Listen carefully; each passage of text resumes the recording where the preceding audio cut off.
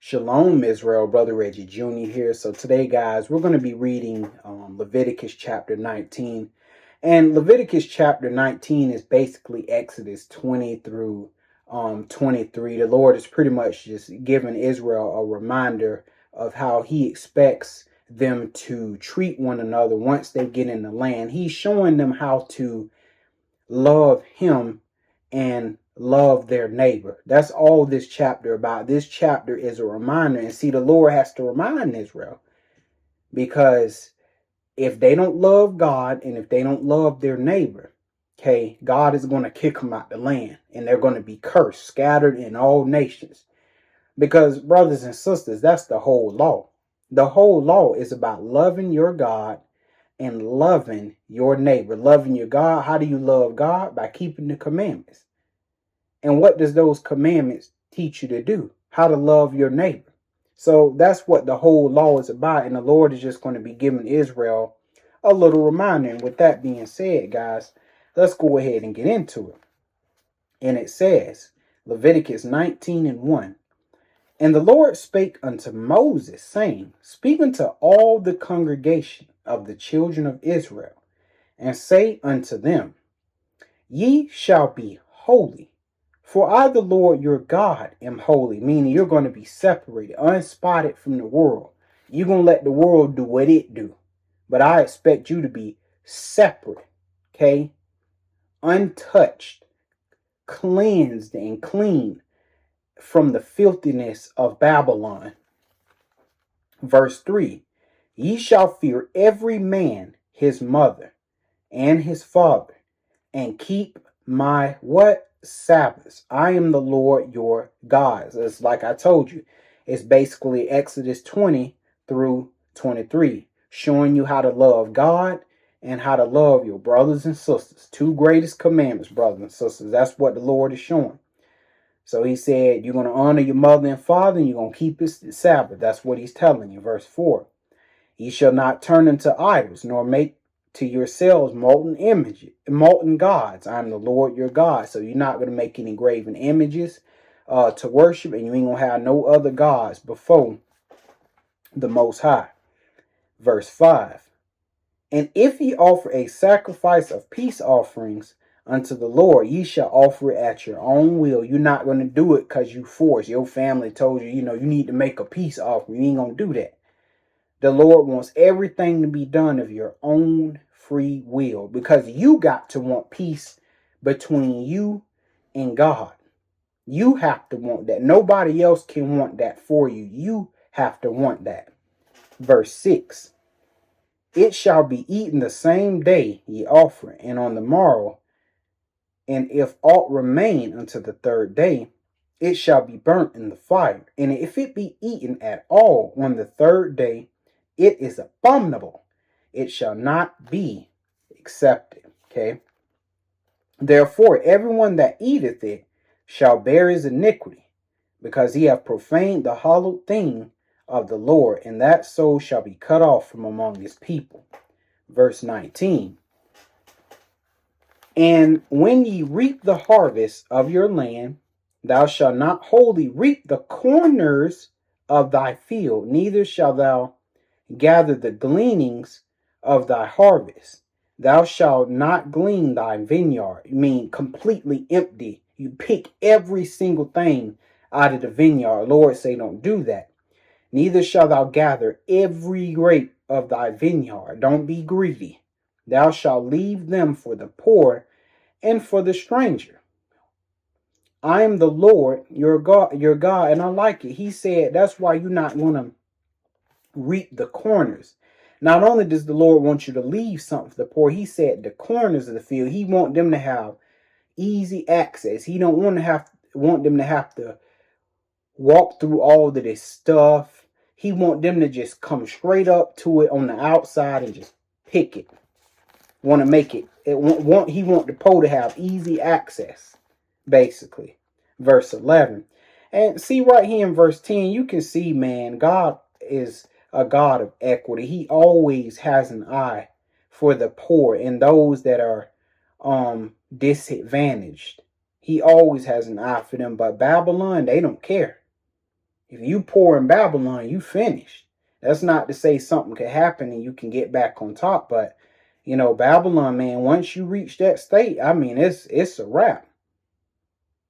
It's a wrap, man. I mean, look at all of the working homeless that we have. Not even just the normal homeless, but the working homeless. People that's got jobs and everything, but they don't have a place to stay. Babylon don't care. Babylon not trying to come up with a way to find housing for these people. Babylon like, oh, well, I mean, that's them. Need to work harder. That's what Babylon do to you, but not the Lord. The Lord don't think like this system of Babylon thinks. Verse 11. The Lord says, ye shall not steal, neither deal falsely, neither lie one to another, because what does that do? That causes conflict. And the height of the conflict, it causes conflict, but with who? With your brothers and sisters. And the height of that conflict is going to be murder. Verse 20. And ye shall not swear by my name falsely, neither shalt thou profane the name of thy God. I am the Lord. In other words, you're not going to claim to know and love God and claim to be a child of God, but behind the scenes you doing evil. You profaning the Lord's name, meaning you're embarrassing him. That's basically what he's saying. He's like, don't do that. Let's go to Matthew 22 real quick. Because as you can clearly see, the Lord is teaching us two simple things. You got brothers and sisters racking their brain over the law. But the law was showing us this thing right here. Matthew 22, verse, let me flip this page. Chapter 22, verse 36 through 40. And it says, Master, which is the great commandment in the law? Okay.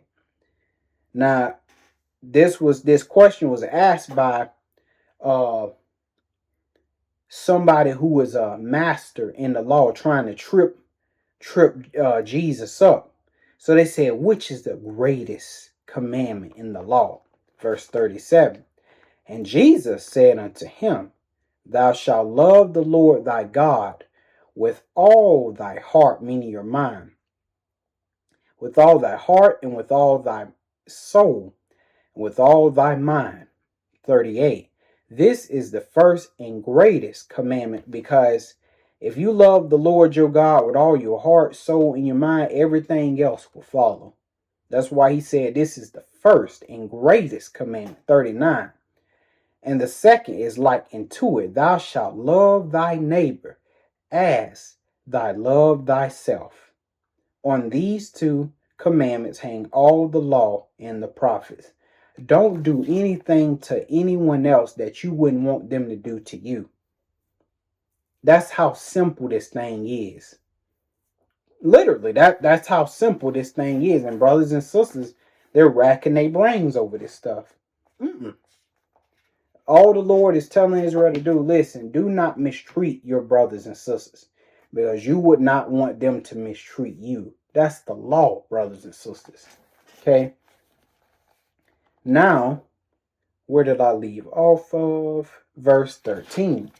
And it says, thou shalt not defraud thy neighbor, neither rob him. The wages of him that is hired shall not abide with thee all night unto the morning. The Lord say, don't do that. You hire somebody, you pay them what you owe them. You pay them. Don't you be holding back wages. Now, Babylon, they good at doing that. They be holding back all kind of promotions and raises. God don't like that stuff. It's evil. Verse 14, thou shalt not curse the deaf, nor put a stumbling block before the blind, but thou shalt fear thy God. I am the Lord. And yeah, that's talking physically too, the real deaf and the real blind, but he's also talking about spiritually. Don't take advantage of those brothers and sisters who don't know the Most High. Okay? Don't do that to them. Verse 15. Ye shall do no unrighteousness in judgment. Thou shalt not respect the person of the poor. So you're not going to make a decision and lean it into the poor's favor just because he's poor. Well, I'm going to let the poor off the hook because he poor. The Lord say don't do that. Nor honor the person of the mighty, but in righteousness thou shalt judge thy neighbor. Okay, so the Lord, he want equity across the board. You're not going to judge and give a decision based off of interest. You're not going to do that kind of stuff. You're going to make a judgment based off of what is right. Verse 16 says, thou shalt not go up and down as what a talebearer. You a gossiper among thy people. You a gossiper and you making up stories about people. Neither shalt thou stand against the blood of thy neighbor. I am the Lord. Again, you're creating situations that aren't even situations, creating beef between brothers and sisters, turning brothers and sisters against each other. The Lord say, don't be no talebearer. Don't do that stuff. You getting in people's ear, trying to turn them against another brother and another sister. The Lord gonna get you after a while. And it's a lot of you Israelite brothers and a lot of you Israelite sisters that's engaging in that folly right there. Don't do that. Verse 17. Thou shalt not hate thy brother in thine heart, meaning in your mind. Thou shalt in any wise rebuke thy neighbor and not suffer sin upon him. Okay, so the Lord, like, look, don't hate your brother in your heart. If it's something that he's doing that you don't like, hey, you need to get it out. Hey, man, I don't appreciate that you're doing this, that, and the third. But don't hold that in, and then all of a sudden, the stuff he's doing is getting on your nerves, and instead of telling your brother what he's doing wrong, instead you decide to hold a grudge. And you start to hate him in your mind. The Lord say don't do that folly. Because that's going to end up in a fight. And the height of all of that, it's going to end up in murder. Verse 18. Thou shalt not avenge nor bear any grudge against the children of thy people. Thou shalt love thy neighbor as thyself. And that's the whole law, brothers and sisters, right there. Thou shalt love thy neighbor as yourself. Hey, brothers, you have wives. Why would you treat your wife don't treat your wife in a manner in which you wouldn't want to be treated. Wives, don't treat your husbands in a manner that you wouldn't want to be treated. Okay? Because it wouldn't feel good. We don't like when people do certain things to us. So why would you do those certain things to someone else? Verse 19. Ye shall keep my statutes.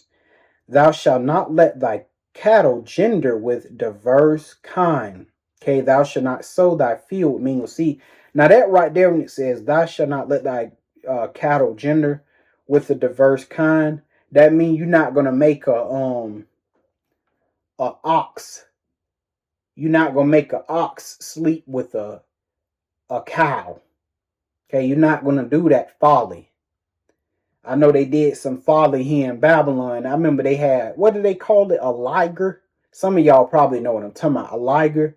They breeded a lion and a tiger. And it came out this monstrosity. Okay. It was a tiger. Well, it was a liger. It was a tiger and a lion. Okay. Had sex and this abomination came out.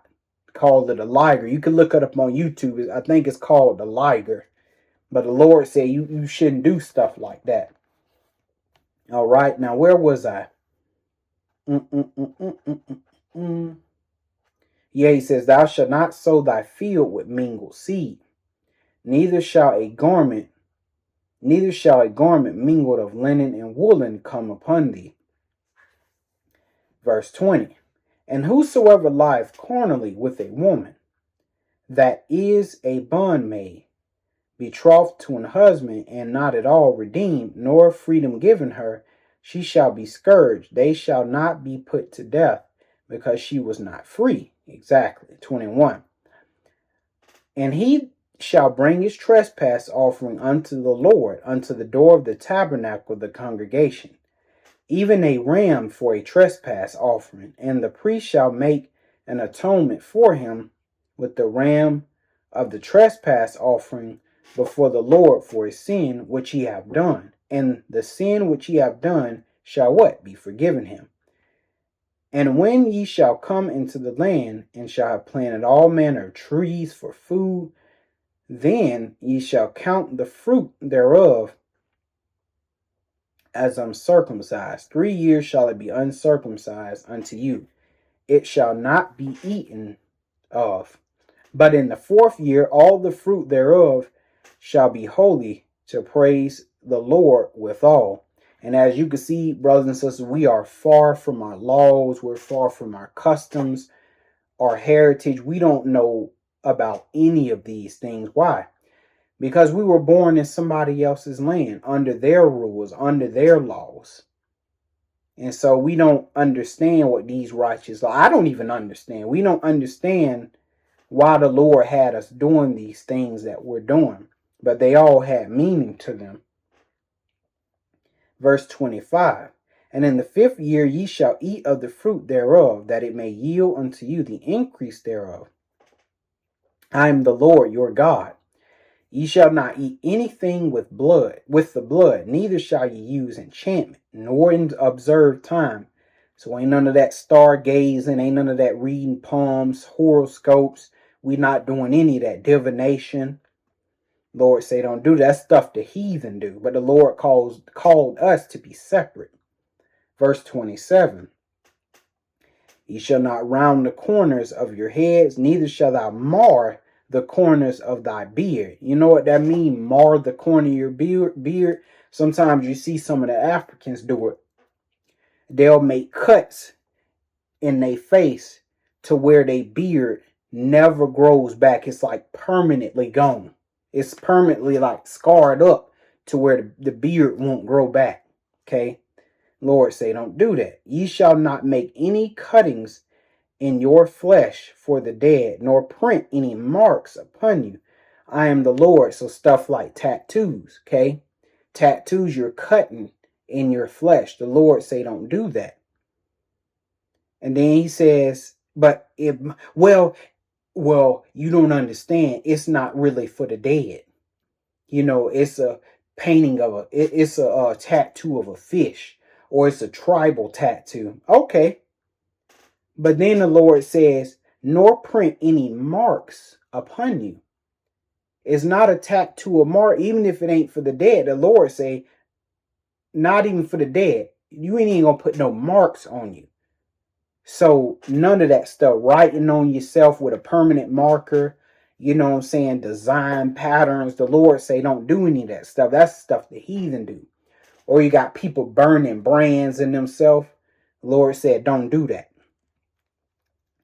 29 says, do not prostitute, meaning whore out your daughter, to cause her to be a whore, lest the land fall to whoredom and the land become full of wickedness. And that's what we see here today, at least in America.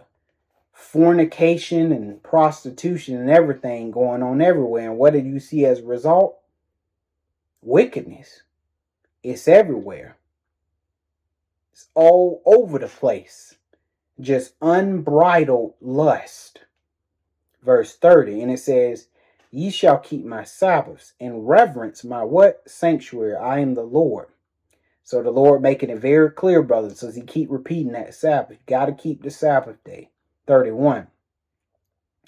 Regard not them that have familiar spirits. And we know in 1 Samuel 28:3, we know that that's what King Saul did. He saw a woman that had a familiar spirit. Okay, we talking about people that claim to talk to the dead and stuff like that.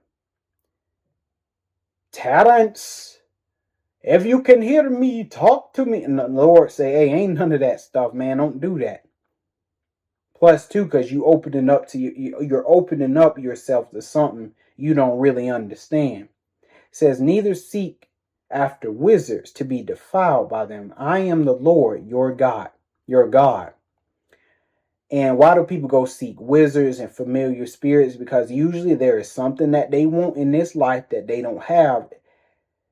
It's something that they want in this life that they don't have, and they want it quick.